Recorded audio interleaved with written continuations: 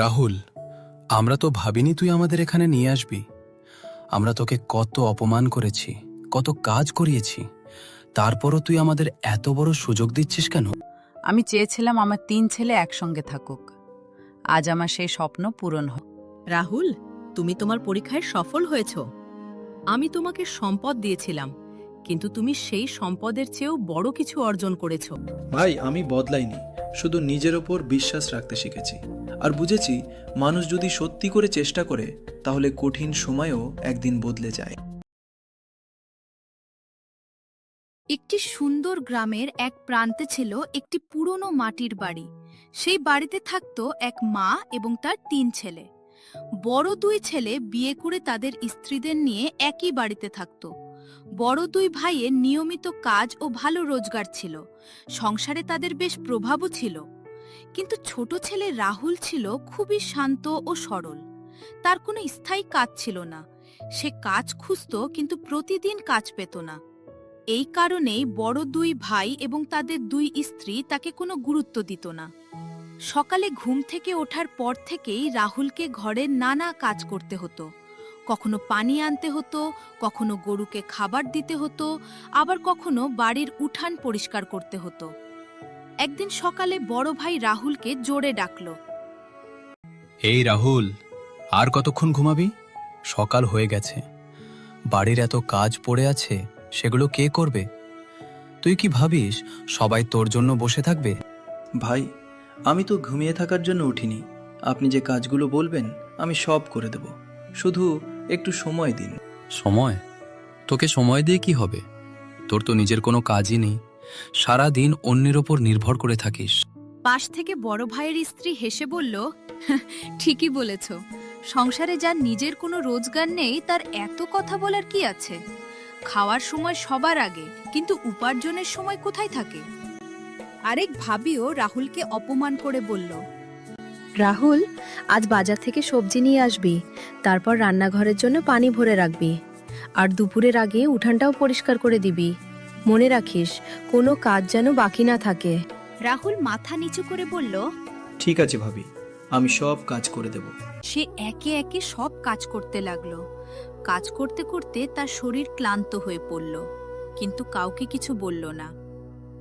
কিছুক্ষণ পর রাহুলের মা বাইরে এসে ছেলেকে ক্লান্ত অবস্থায় দেখতে পেল। রাহুল, বাবা, তুই এত কাজ করছিস কেন? একটু বসে বিশ্রাম নে।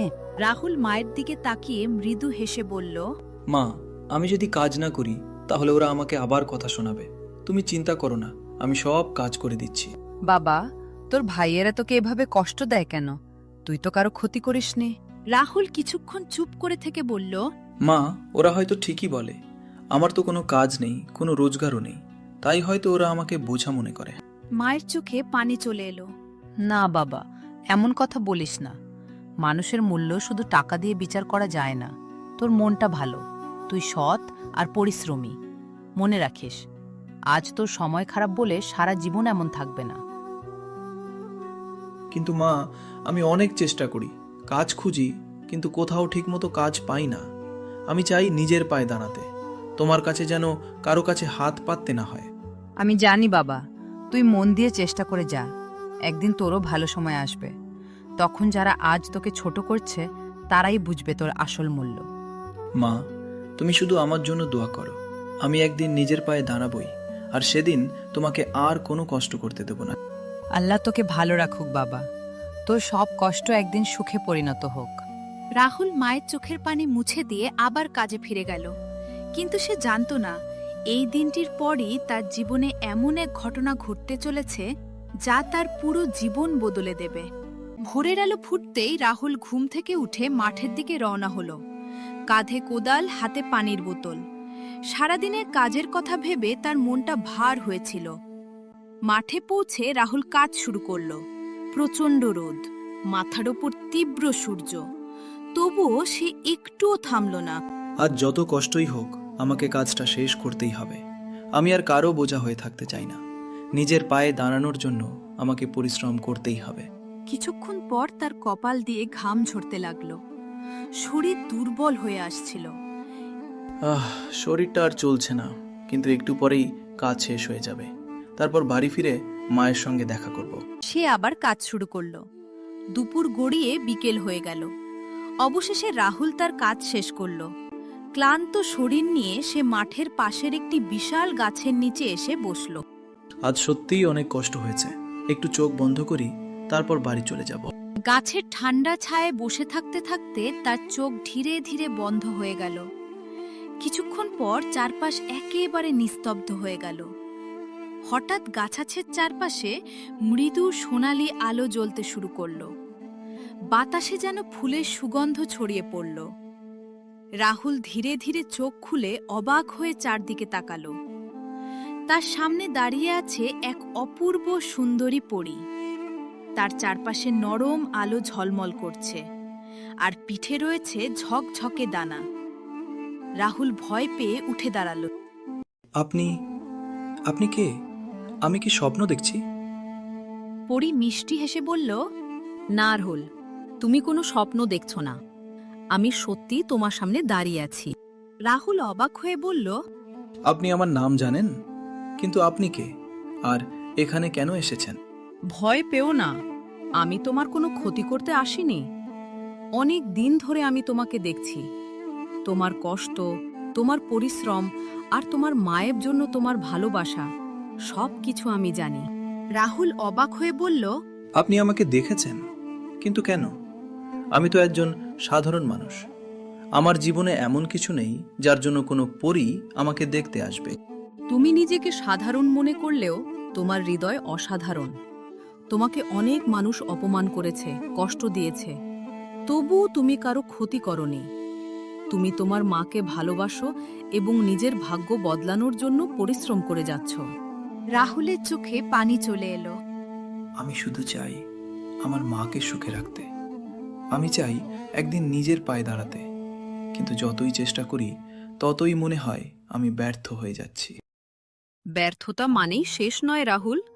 কখনো কখনো জীবনের সবচেয়ে বড় সুযোগ আসে সবচেয়ে কঠিন সময়ের পর। রাহুল অবাক হয়ে জিজ্ঞেস করল। আপনি কি আমাকে সাহায্য করতে পারবেন? পরী কিছুক্ষণ চুপ করে রইল।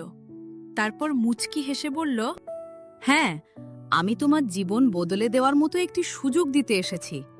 তবে সেই সুযোগ গ্রহণ করার আগে তোমাকে আমার সঙ্গে একটি জায়গায় যেতে হবে। রাহুল একটু চিন্তিত হয়ে বলল, কোথায় যেতে হবে? আমার সঙ্গে এসো। সেখানে গেলে তুমি তোমার জীবনের সবচেয়ে বড় রহস্য জানতে পারবে। রাহুল চারদিকে তাকিয়ে মায়ের কথা মনে করল। আমি আপনার উপর বিশ্বাস করছি, কিন্তু একটা কথা বলুন, আমি কি আবার আমার মায়ের কাছে ফিরে যেতে পারবো? অবশ্যই। আমি তোমাকে তোমার মায়ের কাছ থেকে দূরে নিয়ে যেতে চাই না, বরং এমন কিছু দিতে চাই যাতে একদিন তোমার মা তোমাকে নিয়ে গর্ব করতে পারেন। রাহুল পরীর দিকে তাকিয়ে, তাহলে চলো রাহুল, আজ থেকেই তোমার জীবনে নতুন অধ্যায় শুরু হবে। চোখ বন্ধ করো আর ভয় পেও না। রাহুল চোখ বন্ধ করল, আর মুহূর্তের মধ্যেই পরী তাকে নিয়ে অদৃশ্য হয়ে গেল সেই রহস্যময় জায়গার উদ্দেশ্যে, যেখানে অপেক্ষা করছিল তার জীবনের সবচেয়ে বড় পরিবর্তন। পরী রাহুলের হাত ধরে তাকে এক রহস্যময় জাদুকরী বনের ভেতরে নিয়ে গেল। চারপাশে অদ্ভুত সুন্দর গাছ, রঙিন ফুল আর জোনাকির মতো ঝলমলে আলো। কিছু দূর যাওয়ার পর তারা একটি শান্ত জায়গায় এসে দাঁড়ালো। পরী রাহুলের দিকে তাকিয়ে মৃদু হেসে বলল, রাহুল, আজ তোমাকে এখানে নিয়ে আসার একটা বিশেষ কারণ আছে। আমি অনেক দিন ধরে তোমার জীবন দেখছি।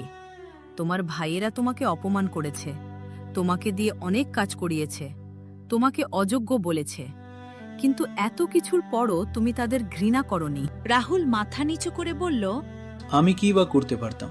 তারা আমার ভাই, তাদের সঙ্গে ঝগড়া করলে তো মায়েরই কষ্ট হবে।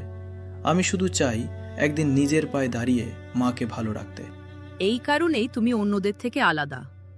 মানুষের আসল শক্তি তার টাকা পয়সায় নয়, তার মনের মধ্যে থাকে।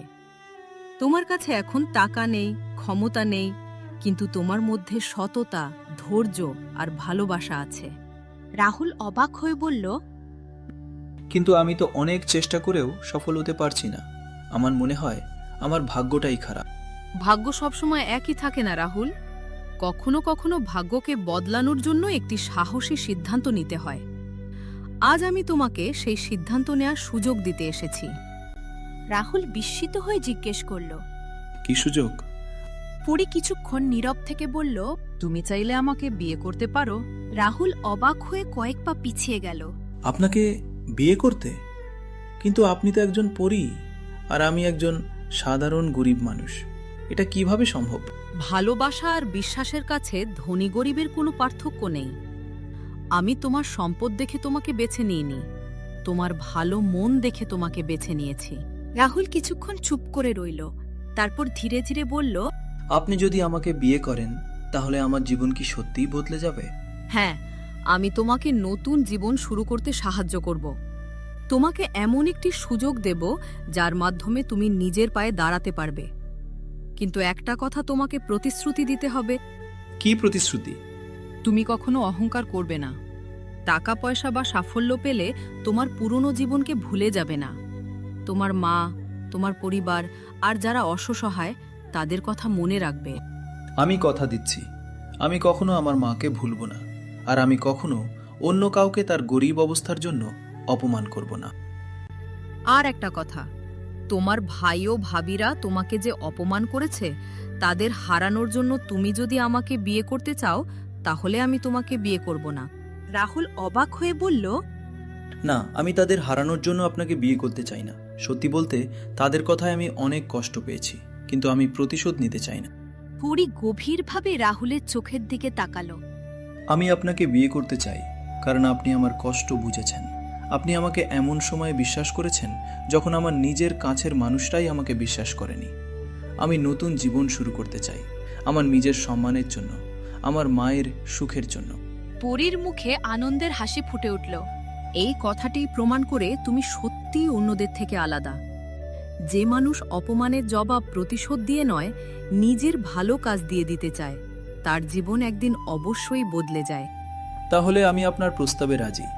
আমি আপনাকে বিয়ে করতে চাই, তবে আমার একটি অনুরোধ আছে। বলো, কি অনুরোধ? আমার মাকে যেন কখনো একা হতে না হয়। আমি চাই আমার নতুন জীবনে সবার আগে আমার মায়ের মুখে হাসি ফুটুক। তোমার এই ইচ্ছাটাই তোমার সবচেয়ে বড় সম্পদ। আমি তোমার মাকে নিজের মায়ের মতো সম্মান করব। রাহুলের চোখে আনন্দের পানি চলে এলো। তাহলে আজ থেকে আমি শুধু নিজের জন্য নয়, আমাদের সবার ভালো ভবিষ্যতের জন্য পরিশ্রম করব। তাহলে প্রস্তুত হও রাহুল, আজ তোমার পুরনো জীবনের শেষ দিন। আগামীকাল থেকে শুরু হবে তোমার নতুন জীবন। রাহুল আকাশের দিকে তাকিয়ে মনে মনে বলল, মা, তুমি বলেছিলে একদিন আমার ভালো সময় আসবে। মনে হয় সেই দিনটা সত্যিই এসে গেছে। জাদুকরি বনের মাঝখানে পরি রাহুলকে নিয়ে একটি সুন্দর জায়গায় দাঁড়ালো। চারপাশে ঝলমলে আলো, রঙিন ফুল আর অসংখ্য জোনাকি উঠছিল। পরি তার জাদুর কাঠি হাতে তুলে নিতেই মুহূর্তের মধ্যে সেখানে একটি সুন্দর ছোট ঘর তৈরি হয়ে গেল। এত সুন্দর ঘর আমি তো কোনোদিন স্বপ্নেও ভাবিনি যে আমার নিজের এমন একটি ঘর হবে। এই ঘর শুধু তোমার থাকার জন্য নয় রাহুল, এটা তোমার নতুন জীবনের শুরু। তবে মনে রেখো, ঘর আমি তৈরি করে দিতে পারি, কিন্তু এই ঘরকে সুখের ঘর বানানোর দায়িত্ব তোমার। আমি কথা দিচ্ছি, আমি এই সুযোগ কখনো নষ্ট করব না।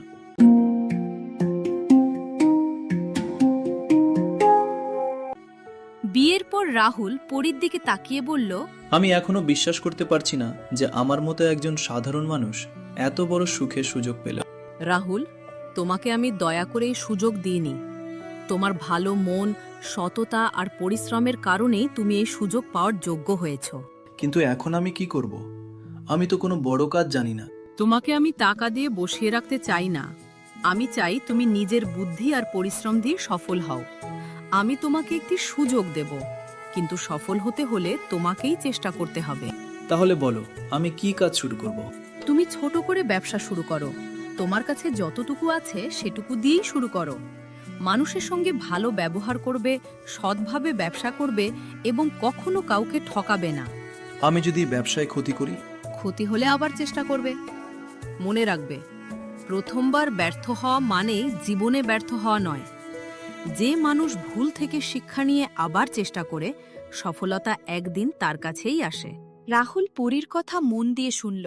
আমি বুঝেছি, আমি ভাগ্যের ওপর বসে থাকব না, নিজের পরিশ্রম দিয়েই আমার ভবিষ্যৎ তৈরি করব। পরি তাকে কিছু টাকা ও ব্যবসা শুরু করায় প্রয়োজনীয় জিনিস দিল। আমি প্রতিটি পয়সার হিসাব রাখব, আর আমি প্রতিশ্রুতি দিচ্ছি কাউকে ঠকিয়ে কখনো টাকা উপার্জন করব না। পরের দিন থেকেই রাহুল ছোট একটি ব্যবসা শুরু করল। প্রথম দিকে ব্যবসা খুব ভালো চলছিল না, অনেকেই তাকে চিনত না। একদিন একজন ক্রেতা এসে বলল, রাহুল, তোমার জিনিসের দাম অন্য দোকানের চেয়ে একটু বেশি মনে হচ্ছে। রাহুল শান্তভাবে বলল, ভাই, আমি আপনাকে ঠকাতে চাই না। আপনি চাইলে অন্য দোকানের দামও দেখে নিতে পারেন। আমি যতটুকু লাভ রাখছি সেটুকুই বলছি। আপনি যদি আমার কাছ থেকে নেন, আমি আপনাকে ভালো জিনিস দেওয়ার চেষ্টা করব। ক্রেতা রাহুলের কথা শুনে খুশি হল। তুমি সত্যি কথা বলছো? আজ থেকে আমি তোমার কাছ থেকে জিনিস কিনব। এভাবেই ধীরে ধীরে রাহুলের ব্যবসার পরিচিতি ছড়িয়ে পড়তে লাগল। কয়েক মাস পর রাহুলের ব্যবসা অনেক ভালোভাবে চলতে শুরু করল। এক সন্ধ্যায় পরি রাহুলকে জিজ্ঞেস করল, রাহুল, এখন তোমার কেমন লাগছে? আমি বুঝতে পেরেছি, টাকা পাওয়াই আসল সাফল্য নয়, নিজের পরিশ্রমে কিছু তৈরি করতে পারাটাই আসল আনন্দ। তুমি আজ সত্যিই বদলে গেছো। না, আমি বদলাইনি। তুমি শুধু আমার ভেতরের সাহসটাকে চিনতে সাহায্য করেছো। তাহলে এবার তোমার সামনে আরো বড় পরীক্ষা অপেক্ষা করছে। রাহুল অবাক হয়ে জিজ্ঞেস করল, আরো বড় পরীক্ষা? হ্যাঁ, তোমার সাফল্যের খবর খুব শিগগিরই তোমার ভাইদের কাছেও পৌঁছে যাবে। কয়েক মাস পর রাহুল তার নিজের গ্রামের বাড়িতে ফিরে এলো। তার পরনে ছিল সুন্দর পোশাক, হাতে দামি জিনিসপত্র। তার সঙ্গে ছিল গাড়ি ও কয়েকজন কর্মচারী। যে রাহুলকে একসময় সবাই গরিব বলে অপমান করত, আজ তাকে দেখে কেউ চিনতেই পারছিল না। রাহুল বাড়ির উঠানে পা রাখতেই বড় ভাই ও তার স্ত্রী বাইরে এসে দাঁড়ালো। রাহুল, তুই? সত্যি তুই রাহুল? আমি তোকে প্রথমে চিনতেই পারিনি। তুই এত বদলে গেলি কিভাবে? তোর কাছে এত টাকা পয়সা এলো কোথা থেকে? ভাই, আমি বদলাইনি, শুধু নিজের ওপর বিশ্বাস রাখতে শিখেছি। আর বুঝেছি, মানুষ যদি সত্যি করে চেষ্টা করে, তাহলে কঠিন সময়েও একদিন বদলে যায়। বড় ভাবি অবাক হয়ে রাহুলের দিকে তাকিয়ে বলল, কিন্তু তুই তো কোনো কাজই জানতিস না। আমরা তো ভাবতাম তুই সারা জীবন আমাদের উপর নির্ভর করেই থাকবি। এত বড় ব্যবসা কিভাবে করলি? ভাবি, আমিও একসময় ভাবতাম আমি কিছুই পারবো না, কিন্তু পরে বুঝেছি, কেউ যদি আমাকে সুযোগ না দেয়, তাহলে আমাকে নিজেকেই সুযোগ তৈরি করতে হবে। ছোট ভাইয়ের এই আত্মবিশ্বাস দেখে বড় ভাই কিছুক্ষণ চুপ করে রইল। তুই কি আমাদের ওপর রাগ করে আছিস? আমরা তোকে অনেক কথা বলেছি, অনেক কাজ করিয়েছি। তখন হয়তো আমরা বুঝতে পারিনি তোরও কষ্ট হয়। আমি অতীতের কথা মনে রেখে তোমাদের সঙ্গে সম্পর্ক নষ্ট করতে চাই না।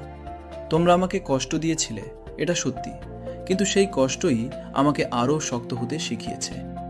এমন সময় রাহুলের মা ঘর থেকে বেরিয়ে এলেন। ছেলেকে দেখেই তিনি কিছুক্ষণ স্থির হয়ে দাঁড়িয়ে রইলেন। তারপর চোখ দিয়ে আনন্দের পানি গড়িয়ে পড়ল।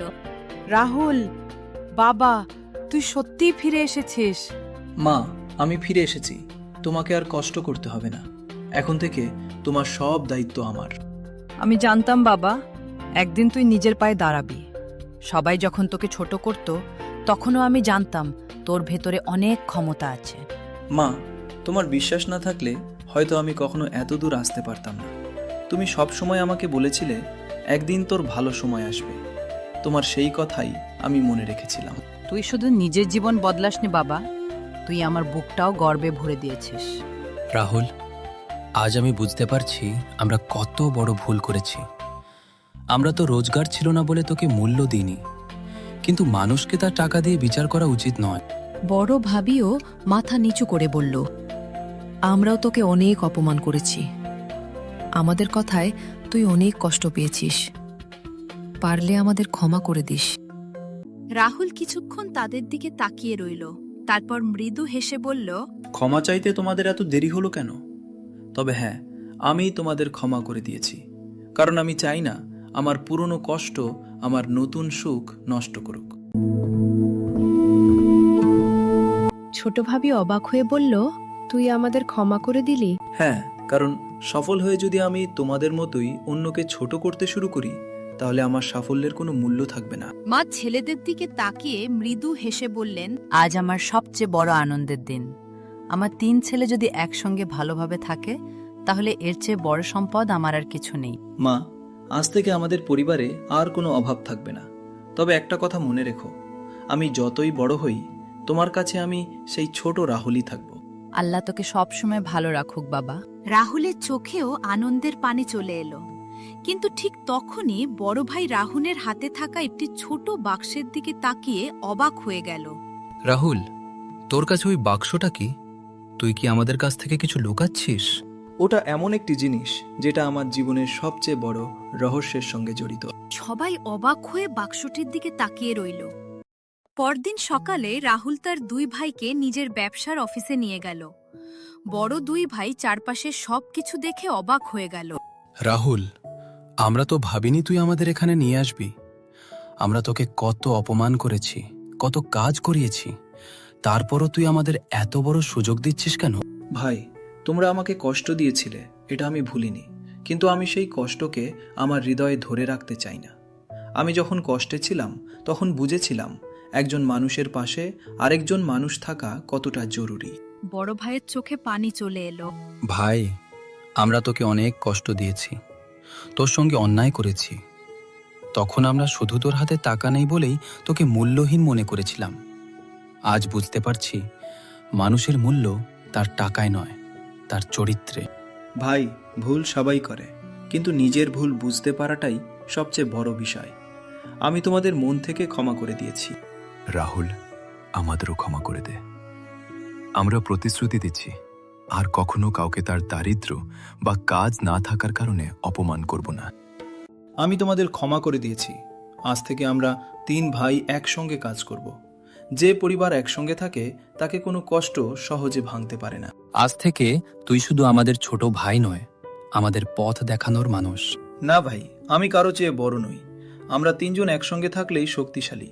একা সফল হওয়ার চেয়ে সবাইকে সঙ্গে নিয়ে এগিয়ে যাওয়াই আসল সাফল্য। কিছু দূরে দাঁড়িয়ে তাদের মা সবকিছু দেখছিলেন। তার চোখে আনন্দের পানি। আজ আমার বুকটা সত্যিই ভরে গেল। আমি চেয়েছিলাম আমার 3 ছেলে একসঙ্গে থাকুক। আজ আমার সেই স্বপ্ন পূরণ হলো। মা, তুমি আমাকে ছোটবেলা থেকে শিখিয়েছে মানুষকে কখনো তার অবস্থার জন্য ছোট করতে নেই। আজ আমি শুধু তোমার সেই শিক্ষাটাই মেনে চলছি। বাবা, তুই আজ শুধু সফল হসনি, তুই একজন ভালো মানুষও হয়েছিস। এর চেয়ে বড় আনন্দ একজন মায়ের কাছে আর কিছু হতে পারে না। রাহুল আকাশের দিকে তাকালো। দূরে জাদুকরি বনের দিক থেকে মৃদু আলো দেখা গেল।